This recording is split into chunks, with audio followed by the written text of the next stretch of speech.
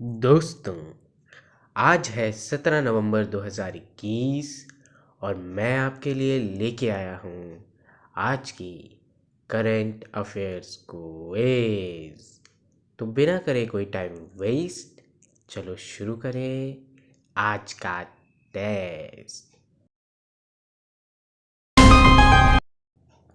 हाल ही में Ramayan circuit train में एक गंतव्य के रूप में किस स्थान को जोड़ा गया है? दोस्तों, इसका सही उत्तर है भद्राचलम। भद्राचलम है तेलंगाना में। और आओ अब हम रामायण सर्किट के बारे में कुछ जान लें। तो दोस्तों, पर्यटन मंत्रालय की एक योजना है स्वदेश दर्शन योजना। इस योजना के तहत पूरे देश भर में 15 सर्किटों का निर्माण किया गया है। अब ये सर्किट क्या है? तो थीम के ऊपर पूरे देश भर में जितने भी स्थान हैं उनको जोड़ा गया है और एक सर्किट का निर्माण किया गया है। उदाहरण से आपको समझा देता हूँ। जैसे कि इन 15 सर्किटों में से एक सर्किट है बौद्ध सर्किट। तो अब इसमें क्या किया गया है कि भगवान बुद्ध से संबंधित जितने भी स्थान पूरे देश भर में हैं उनको ट्रेन से या अन्य यातायात के माध्यमों से जोड़ा गया है। इससे क्या फ़ायदा होगा? इससे फ़ायदा होगा पहला कि वहाँ के क्षेत्रीय जो स्थानीय लोग हैं उनको मिलेगा रोज़गार, और इससे दूसरा फ़ायदा ये होगा कि देश में पर्यटन का विकास होगा।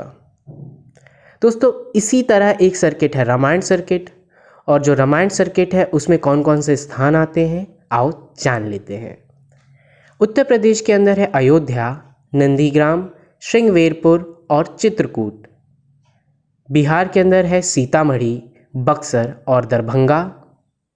मध्य प्रदेश में है चित्रकूट। ये जो चित्रकूट है इसका थोड़ा सा हिस्सा मध्य प्रदेश में भी आता है और थोड़ा सा हिस्सा उत्तर प्रदेश में भी आता है। उड़ीसा के अंदर है महेंद्रगिरी। छत्तीसगढ़ के अंदर है जगदलपुर। महाराष्ट्र में है नासिक और नागपुर। अभी हाल ही में इस ट्रेन में एक नया स्थान जोड़ा गया है, वो है तेलंगाना का भद्राचलम। कर्नाटक के अंदर है हम्पी और तमिलनाडु में है रामेश्वरम। मुझे लगता है आपको समझ में आ गया होगा। हम बढ़ रहे हैं अगले प्रश्न की ओर, और अगला प्रश्न है COP 28 किस देश में आयोजित की जाएगी?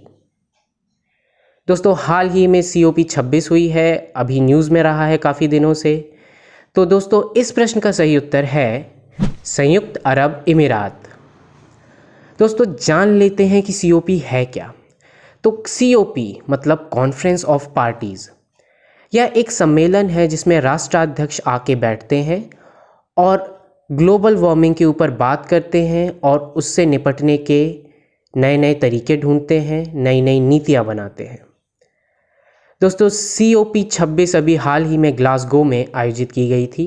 ग्लासगो है स्कॉटलैंड में, जो कि यूनाइटेड किंगडम में आता है।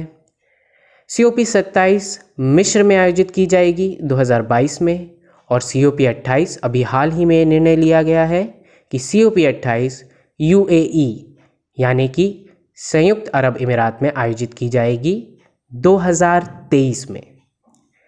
हम बढ़ रहे हैं अगले प्रश्न की ओर, और अगला प्रश्न है T20 विश्व कप 2021 किसने जीत लिया है? दोस्तों, इसका आंसर आप सबको पता है, मैं ज़्यादा टाइम नहीं लूँगा। इसका आंसर है ऑस्ट्रेलिया। मैं कुछ और चीज़ें आपको बता देता हूँ। ऑस्ट्रेलिया ने फाइनल मैच में न्यूजीलैंड को हराकर ये खिताब जीता है। फाइनल मैच दुबई अंतर्राष्ट्रीय क्रिकेट स्टेडियम में खेला गया था। T20 विश्व कप 2021 का आयोजन संयुक्त अरब अमीरात और ओमान में किया गया था, और ऑस्ट्रेलिया के डेविड वार्नर को मैन ऑफ द टूर्नामेंट चुना गया है। दोस्तों, अगला T20 विश्व कप 2022 यानी कि अगले ही साल आयोजित होगा ऑस्ट्रेलिया में, और एक दिवसीय अंतर्राष्ट्रीय जिसे हम ODI कहते हैं। तो अगला ODI विश्व कप जो है वो भारत में 2023 में आयोजित होना है। समझे?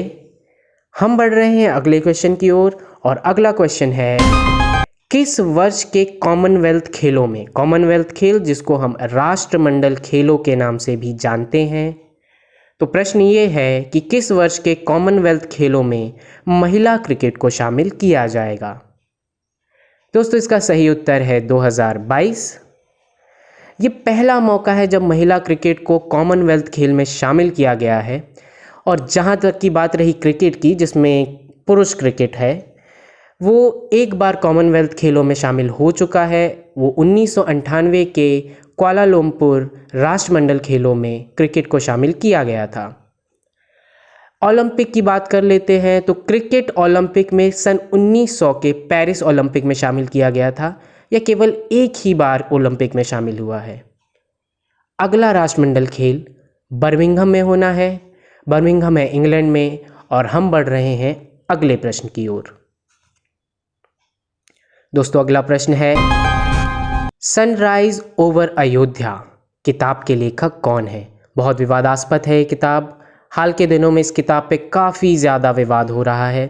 दोस्तों इस किताब के लेखक है सलमान खुर्शीद। सलमान खुर्शीद कांग्रेस के एक नेता हैं और जो ये किताब लिखी है उन्होंने, वो है राम जन्मभूमि बाबरी मस्जिद विवाद पर जो सुप्रीम कोर्ट ने अपना निर्णय दिया था उसके ऊपर, इसलिए काफ़ी ज़्यादा विवादों में भी है। दोस्तों हमारे दूसरे ऑप्शन थे डॉक्टर अजय कुमार। तो मैं आपको बता दूं कि डॉक्टर अजय कुमार भारत के रक्षा सचिव हैं और इन्होंने अभी हाल ही में एक किताब लिखी है जिसका नाम है फोर्स इन स्टेटक्राफ्ट।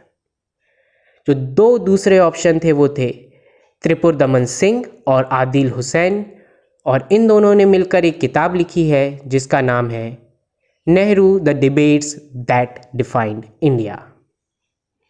ठीक है, अब हम अगले क्वेश्चन की ओर बढ़ रहे हैं और अगला प्रश्न है, 2022 के जलवायु परिवर्तन प्रदर्शन सूचकांक में भारत का स्थान क्या है? दोस्तों इसका सही उत्तर है 10वां। हाल ही में जलवायु परिवर्तन प्रदर्शन सूचकांक 2022 जारी किया गया है। सूचकांक में पहले 3 स्थान रिक्त हैं क्योंकि कोई भी देश शीर्ष 3 स्थान से संबंधित मापदंडों को पूरा करने में असफल रहा है।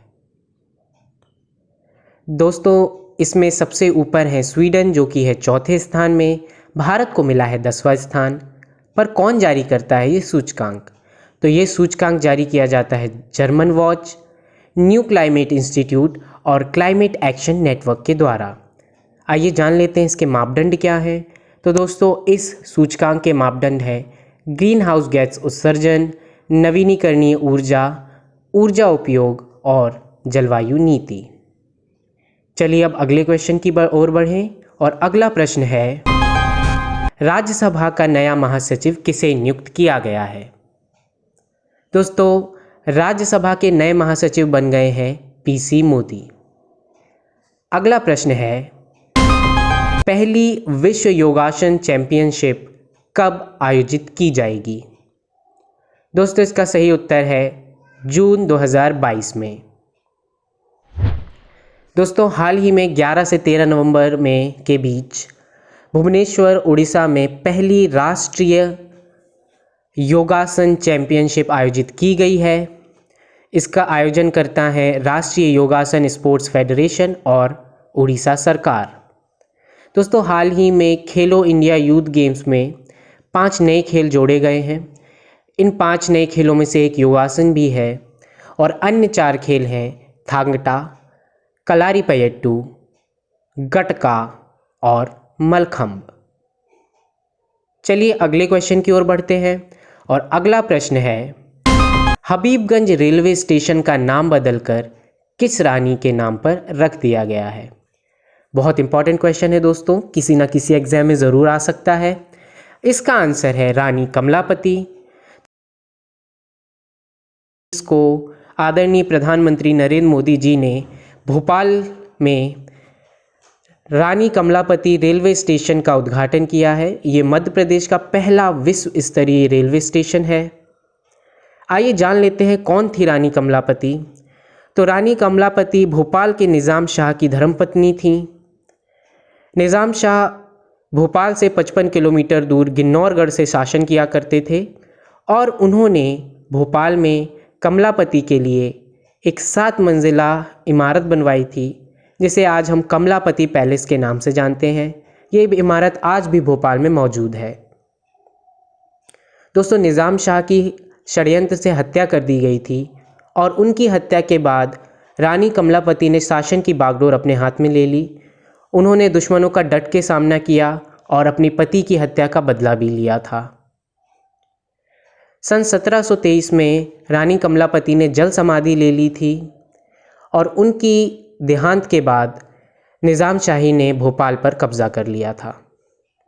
चलिए मित्रों, हम अगले प्रश्न की ओर बढ़ते हैं। अगला प्रश्न है, हाल ही में 15 नवंबर को किस रूप में मनाए जाने की घोषणा की गई है? दोस्तों, इस प्रश्न का सही उत्तर है जनजातीय गौरव दिवस। दोस्तों, हाल ही में केंद्र सरकार ने घोषणा की है 15 नवंबर को आता है बिरसा मुंडा जयंती।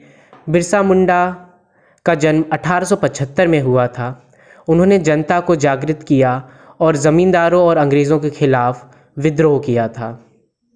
उस समय अंग्रेज़ों का दमनकारी नीति जंगल के क्षेत्रों में बहुत ज़्यादा बढ़ रही थी और बिरसा मुंडा इसी का विरोध कर रहे थे।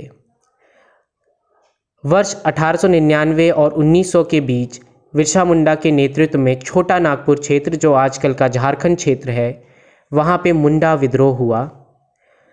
बिरसा मुंडा को धरती अब्बा या जगत पिता के रूप में भी जाना जाता है। अगर आपको वीडियो पसंद आया तो वीडियो को कर दीजिए लाइक, चैनल को कर दीजिए सब्सक्राइब, बेल नोटिफिकेशन कर दीजिए ऑन और ज़्यादा से ज़्यादा लोगों के साथ वीडियो कर दीजिए शेयर। हम मिलते हैं अगले वीडियो में। तब तक के लिए जय हिंद, जय भारत और आपका दिन शुभ हो।